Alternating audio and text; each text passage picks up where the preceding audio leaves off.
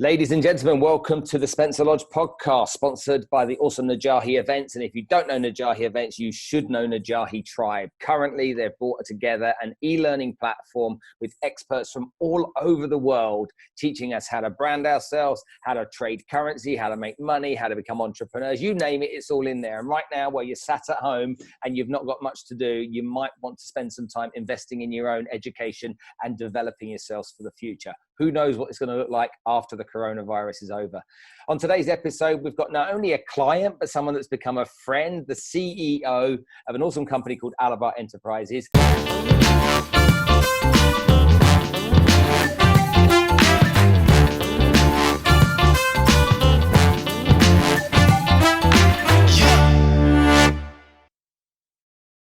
Tyrone Reid, welcome to the show, Ty.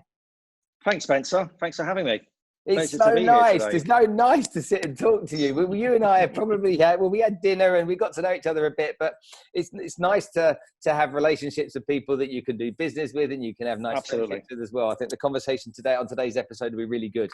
So, look, you're a guy from Essex, just like me. I'm a little bit older than you, but I like it when we have the kind of whole of Essex boy does good type story, because we do get a bit pummeled, don't we, us Essex people, from the rest of the UK at least. Yeah, absolutely. Well, I guess I kind of hold two bats there. I've got my England top behind me, a 1966 original from my late father-in-law, but I also have Irish parents, so I kind of claim two parts there to my heritage. But no, it's great, and we've got friends in common, which is also really brings, I think, this whole piece about the world being so small, that you're only a couple of parts away from people that connect you. And I think it's so true. And Dubai, I think, really brings that together even more. You're the CEO of a number of brands within an organization here in the UAE. I want to talk about your childhood. I also want to talk about that. So can you just do us a favor for the benefit of the audience? Just explain what your job is, what you do, and how you help people. Yeah, sure. So, as you rightly said, CEO of Alabbar Enterprises, we've got 18 locations across the UAE. We've got 13 F&B businesses. And when I say F&B, food and beverage, so these are restaurants. We've got 4 confectionery brands and we've got 1 lifestyle brand. Within that, I'll mention a few of the brands so people might be familiar with what they are. So if I look at the confectionery, people I'm sure will know about Candylicious. It's in the Dubai Mall. We have Garrett Popcorn. We have a bunch of smaller brands within the confectionery business, Spun Candy and Cube. And then when we look into the restaurant business, we have Social House, we have Marquette's, Angelina, Gia, Two, and a number of other brands as well. And then on our lifestyle piece, which is where we work together, Spencer, is on Ethan Allen, which is an American luxury furniture business. A number of the brands that we have are homegrown. We've got 6 of them out of the 14 brands that we operate are homegrown. And that's really, I guess, where we're really focused right now, is growing our brands independently, growing our brands ourselves. I've been with the business now for coming up to 3.5, 4 years. I've been working for the Alabbar network for 5. And it's been an absolute hoot, really. I can know, it's, yes, it's hard work. It's, it's stressful on many occasions. But I guess I'm a very fortunate person where I am in a job and I'm in a role in a sector that I love. And this is the sector I've really only ever worked in. So very fortunate to be leading a team of around 540 people. And obviously right now, it's a very challenging time for us all. So yeah, it's a really exciting business, lots of fun. We have a lot of front end engagement with our customers, our guests, as we call them. It's a really happening business. So we're a small business, and we say 500, we still treat ourselves as a very small business. So as a CEO, I'm very hands-on. And I think that's part of the DNA, because we're a family business. And I think that's really the DNA that works through it. How many people does the company employ? Just over 500. So yeah, we've got 500 team members within the business. And the majority of those work in the food and beverage in the restaurants. So there's about 330 of those work in the restaurants, and then the rest are between the confectionery business and then into the lifestyle business. Okay. And so you're a CEO of a company, so you must have a PhD in something, an MBA in something else. You must have been to university and got a master's. Well, what did you get from an education point of view? Because all CEOs have that kind of stuff, don't they? Yeah, I mean, most do, I guess, but I don't think it's a necessity. I grew up in the education of hard knocks. As I said, I'm from an Irish background, got a couple of Irish parents. I'm the youngest of 8, so I've got 7 older brothers and sisters, and my next sister's 7 years older than me. So I grew up with having a very solid family around me, and I guess also looking back into the kind of early 80s, whenever I got to the age of 7 or 8, my brothers and sisters were leaving and going off to work. They never had a silver spoon. I grew up in a council house in Essex. I started paper round at 12. I was washing dishes in my local pub at the age of 14. And that's where I got into food and beverage. So from there, working every weekend, my mates were out having fun. I would do school, and on Friday I'd work in the kitchen washing up. On the Saturday I'd work in the kitchen washing up, and on the Sunday I'd work in the kitchen washing up. But I knew that if I wanted to go on to college, which I did want to, I wanted to become a chef. I knew I'd have to support that because my parents weren't able to support that. They were both hard workers. My dad worked on the railway. He worked extremely hard. My mum had 2-3 jobs on occasions, whether that be again working in kitchens, cleaning. But we had a very, very full household. We had a very loving family. We learned education of life, which has taught me well. So people being at the heart of my business, there's a lot of what I take from growing up in a very large family about how we behave now. And there's a lot of things that you take from that in terms of, giving into things, making sure that you work in a really consensual, way, working as a team, working together as a unit. So it's ironic that I come from a big family and now I'm managing a family business, and a lot of our DNA is around family because it's so important. And I think that's what makes us quite unique, I think, because we do have some very strong family morals about what we do and how we behave. You say you come from a big family. Tell me, what were you like as a kid? When you were 12, 14 years old, what kind of a kid were you?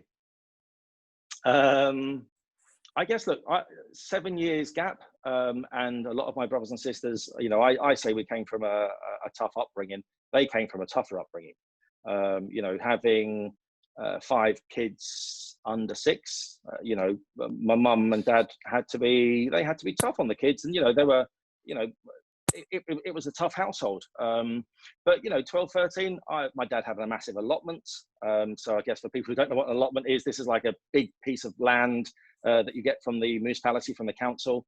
I'd work on that on the weekends when I wasn't washing up, weeding. And this wasn't a question of you wanted to, you had to.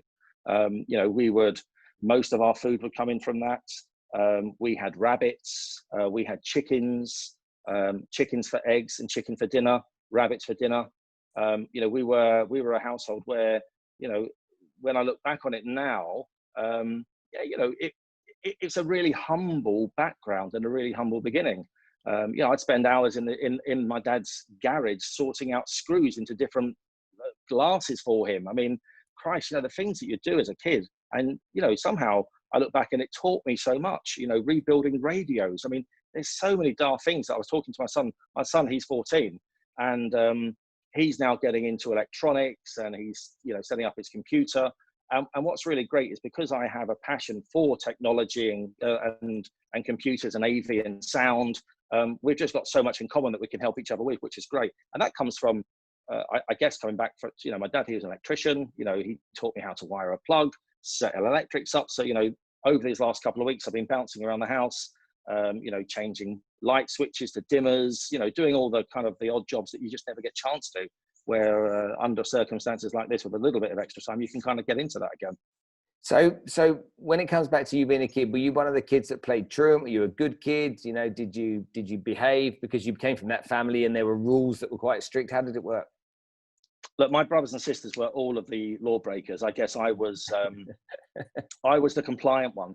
But I guess that was also because I had older brothers and sisters who were, firstly, I was quite fearful of. So, the piece was, if you ever play truant, you're going to have me to deal with. I think sometimes that was actually worse than thinking of my dad. And I guess they had got through school, and there was a number of them that were quite parent and quite fatherly to me, and quite parenting to me. I shared a bedroom with my brother Christ until I think I was 16.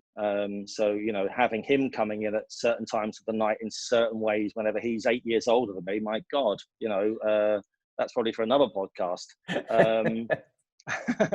But you kind of learn things just really quickly. So I was somebody who went to school every day. I enjoyed school. And I wouldn't say I was very average at school. I made a decision at a very early age. My mum seems to recall it was like about the age of 7. I said I wanted to be a chef.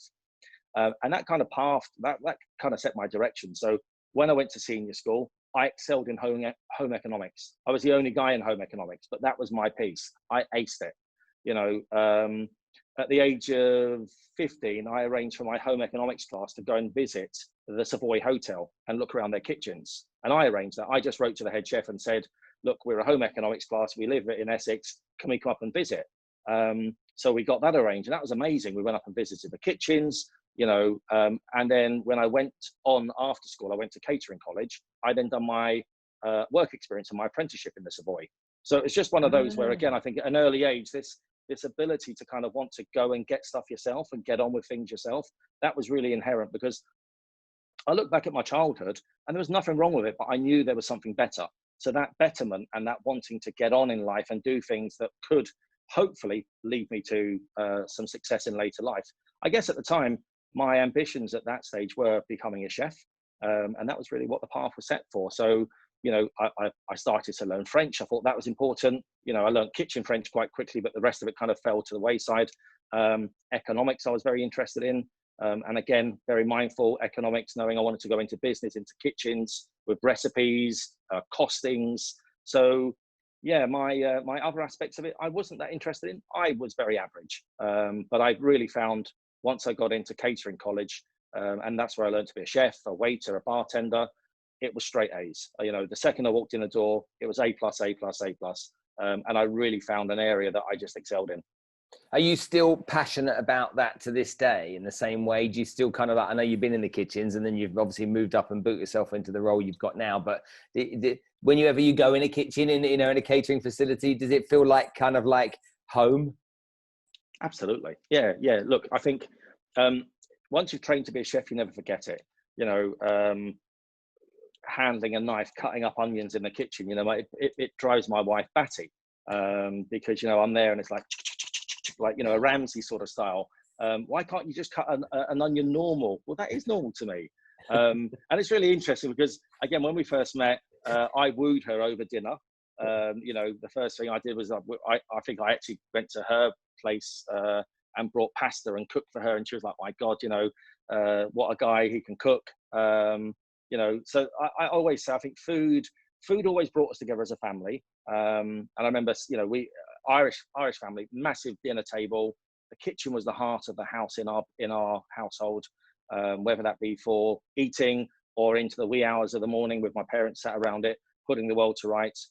Some of my best memories is my best friends coming back after we'd been out and, coming back to the house at 1 or 2 o'clock in the morning, and my parents still being up, and it just kept being chat, and a few drinks and a little bit of banter over the table. So yeah, lots of very fond memories of that kind of bit. But the kitchen, always passionate about it. Obviously in the business I'm in now, got 13 restaurants, love going in them, love spending time in there. Twice a year we do a back to the floor, where we get all of our support team, all of our operations team, and we go back to the floor. And I go back and I go into the kitchens. I go and work as a steward, washing dishes. I go back to what brought me into this business. I cut a bin bag open, chuck a bin bag over my head, 2 arms through it, and I stand with the stewards on there, washing pots, washing dishes, and reminiscing about what brought me into this business and making sure I stay real. That's fantastic. So when did you get the idea that you were going to then kind of evolve from being in the kitchen through to being more in the commercial side of business and operationally? Was there like a moment for you, or was there a promotion that you got that you weren't expecting? What happened? So it's actually, yeah, I'd gone through catering college. I then worked in a number of kitchens, worked in some very lovely fine dining restaurants. So I worked at the Glen Eagles in Scotland for a year. As I say, worked in the Savoy, did 6 months over in Switzerland. And I kind of found that maybe the fine dining element wasn't for me. I then came back and I was kind of pottering around looking for a job, and I found a job in a care home. And again, as a younger lad, I'd done quite a lot of work in charity supporting, and the school that I was in was very supportive of that. So any occasion to do charity work, it was probably a good excuse to get out of lessons, might have been the main driver, but it was also the fact that I was doing good, and that felt with my moral piece that was working around. So went to work at a care home and absolutely loved it there, and very quickly progressed to being a catering manager within that role. And as a catering manager, yes, you're cooking every day because, you're only a team of 4 or 5. And as the head chef catering manager, you're then involved with costings, you're then involved with menu design, recipes. So this care home happened to be a place where there were lots of care workers, and they came from different Scandinavian countries. And I decided that I was going to move to Denmark to follow my passion of chefing. There was also a girl involved at the time, so that might have had something to do with it. But off to Denmark I trot. Yeah. And I think the idea was that I was going to travel around Europe and work in kitchens. I got to Denmark and I just realized that I couldn't actually speak the Danish language. So I ended up working in a pizza restaurant. And I guess I hadn't done what I'd done to go and work in a pizza restaurant. So didn't really enjoy that as much as I wanted to. And then the next job that I found myself finding was working in a Scottish pub. So I then moved into like the front of house and worked there for about 6 months, and very quickly was able to prove myself and became assistant manager, and then became manager. And I think that was it. That's when I started realizing that I can do more than just working on the front line, that I can actually manage people. We had a team, and again, it was only a team of 12, but we had such fun in that place. There were still rules that needed to be adhered to, but it was just a really fun environment. And again, for anyone that's worked in a bar, yes, it's hard work, but you're socializing at the same time as you're working. And yes, you're not out with your friends, but you then start making friends with your customers, with your guests, and you're building that rapport with them. So yeah, that was the piece. And I worked in Denmark for 5 years, became fluent in Danish, and just again set my mind to, I want to be part of the community. I want to be part of what's going on. And again, just 5 amazing years where I learned so much about myself, learned so much about other countries. I was actually treated by some people as being the immigrant. So while it wasn't a race concern, I was certainly an outsider, and having to fit into an outside when you're a foreigner in a country, I kind of came across that, and that was really challenging. But again, now living overseas again and looking at my team and how I behave with them, there's a lot of lessons that I've drawn upon that. But yeah, I then finished in Denmark, and I came back to the UK, and I worked for a very large pub company in the UK. And that's where I kind of learned management, because they had the structure and the availability. So I was at the age of 24, and up until then, I hadn't learned management. Everything had been self-taught. Everything that I'd done was just because I didn't really have a path. It was just by luck or virtue. And then I started realizing I need to start building a career. So I went off and worked for a pub company. I took a step back to become an assistant manager, went into a pub in London, and again, very quickly got promoted to becoming the manager of that. Yeah, I think that's where my managerial path started, working in a pub, running the bar, running the kitchen, managing a team of 30, and realizing that I'm actually pretty good at this. That must have been a big pub in London. Yeah, it was. Yeah, it was. It's actually just it was down beside where the old BBC was, in Wood Lane in Shepherd's Bush. I think it's now called the Defectors World. It was called Edwards at the time, and there was a chain of them, about 30 across the UK. But yeah, lunchtime packed with BBC workers. Evening, early doors. After work crowd, and then go. It was like the chain was. It was like a chameleon, so it changed through the day, and then at night we'd have DJs. And it was a really busy place. Did you start to, when you were in that role, did you start to get ambitions for bigger and better things? Did you kind of like? Oh yeah, Did you know where you were going? Did you know kind of like what the plan was, or was it just I want more, better, that kind of? No, I did. I mean, I was employed by now a great friend who was at the time the retail business manager. So as a retail business manager in that business, you were responsible for, say, about 16 or 18 of these bars, pubs, or restaurants. And I wanted her job.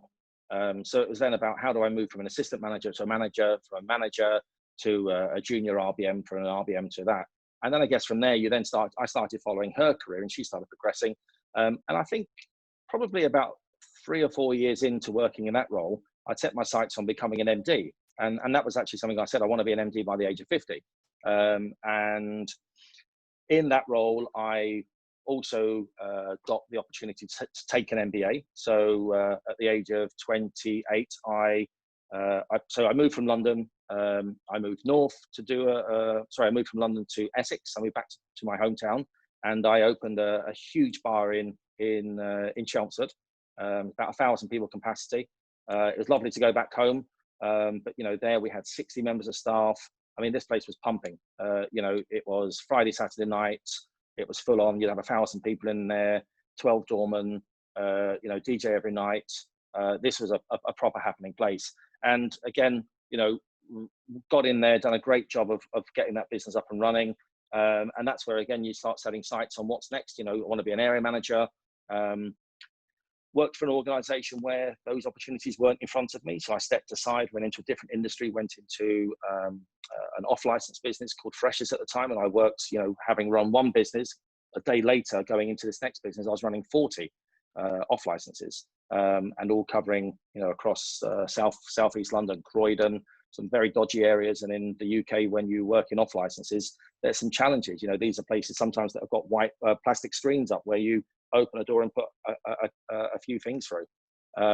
These are regularly held up, and real big challenges. So again, such a lesson for what was I, 26, to be managing people where it was their part-time job and it really wasn't their full-time employment.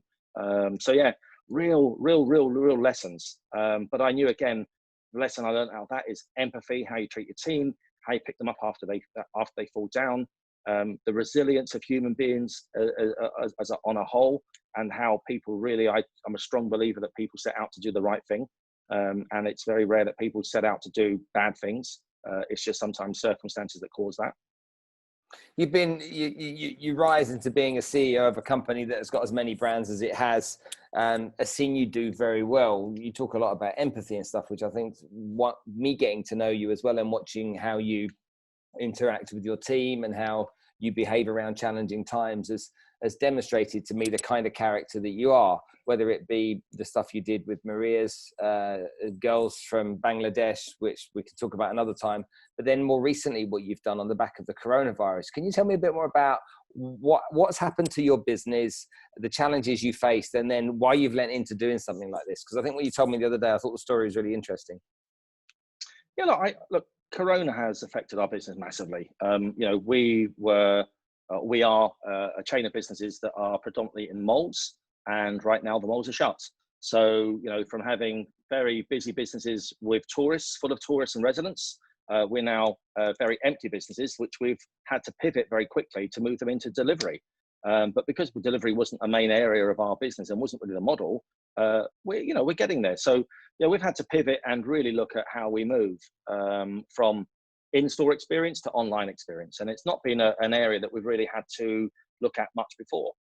You and I got introduced because we started looking at digital in a bigger way, and it's been great that we've kind of had that experience in our business, Ethan Allen, to be able to now take a lot of that learning into what we're moving on now. So we've got about 5% of our team working, and I think there's also a conscious piece there that we don't want many of our team members out there. The front line is challenging.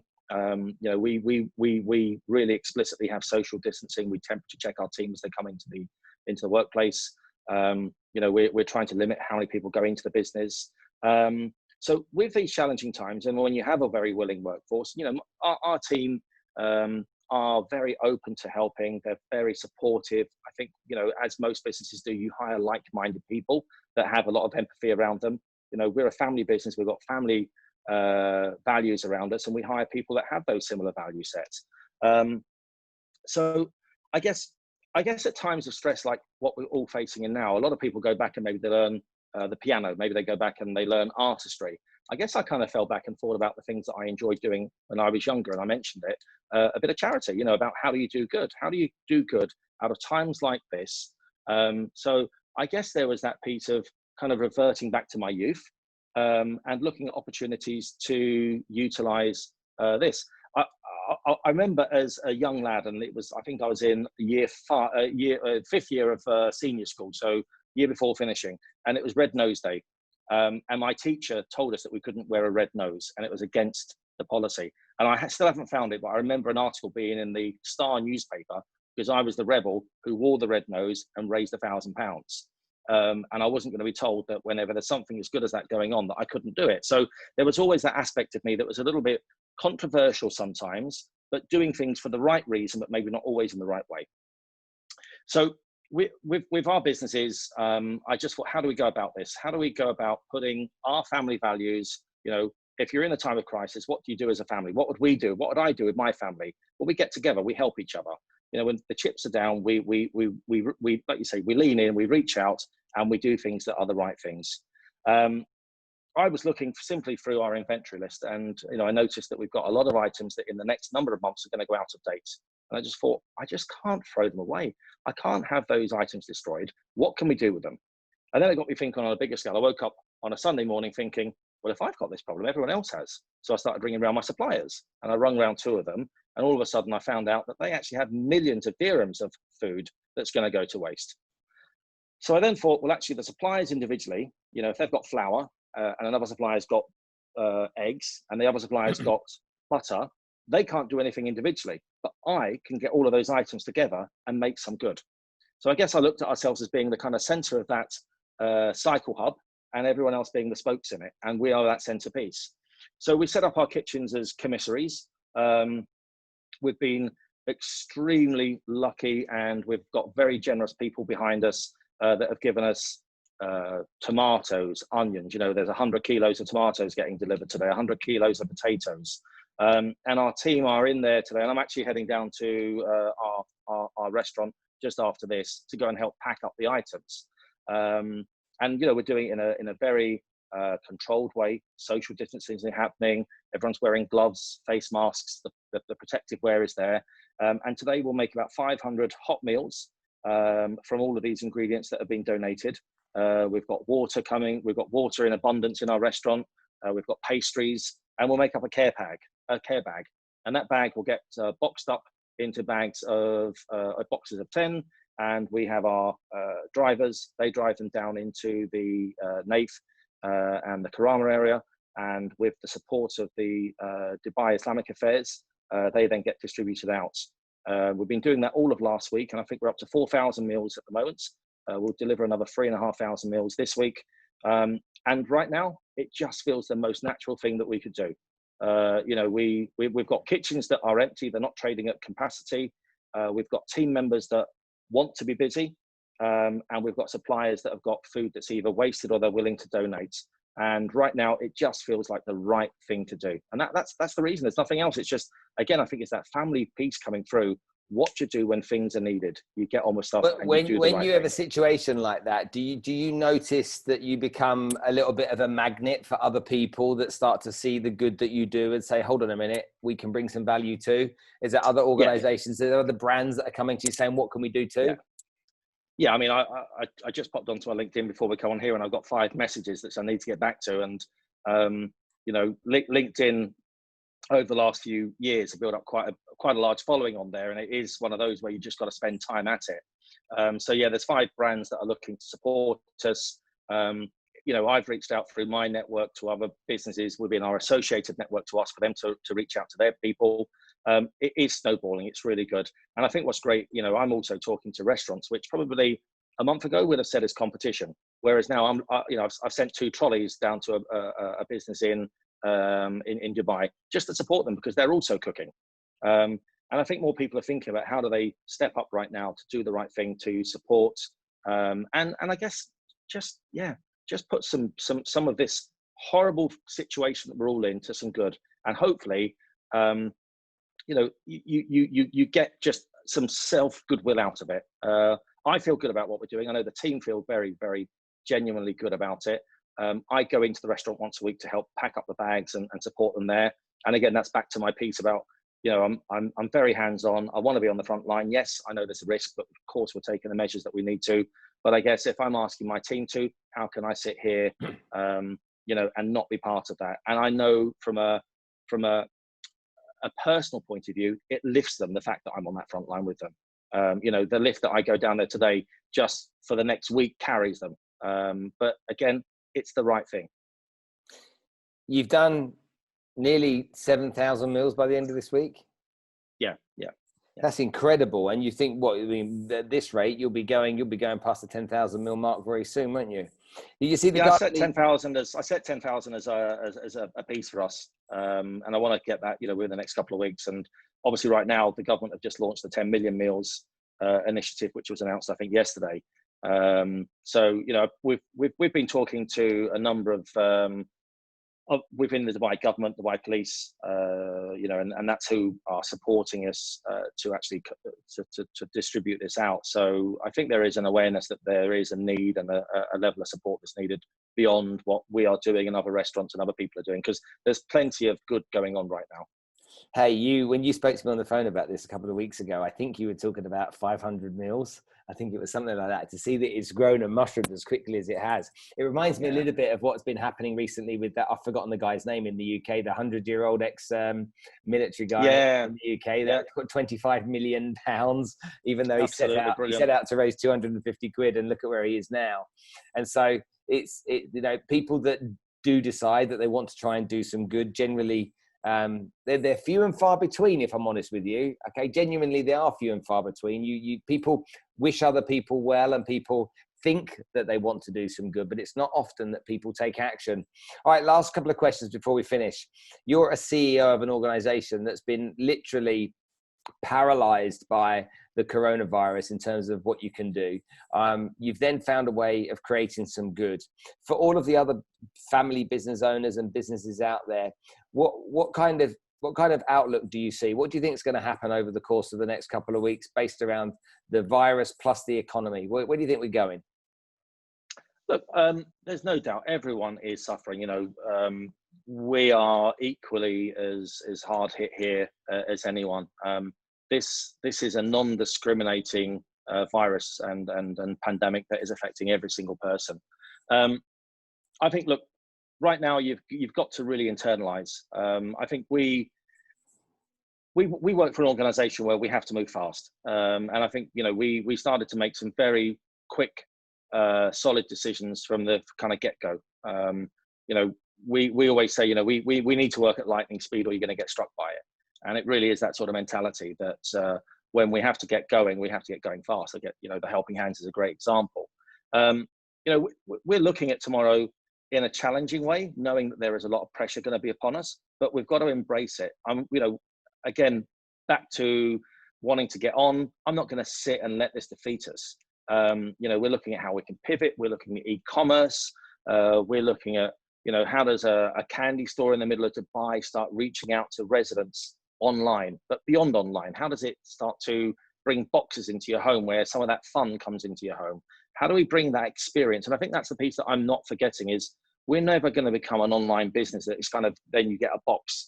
When you get a box from us, it has to be a box of happiness and somehow changes your day. It's never going to be just a product. It's about the emotion.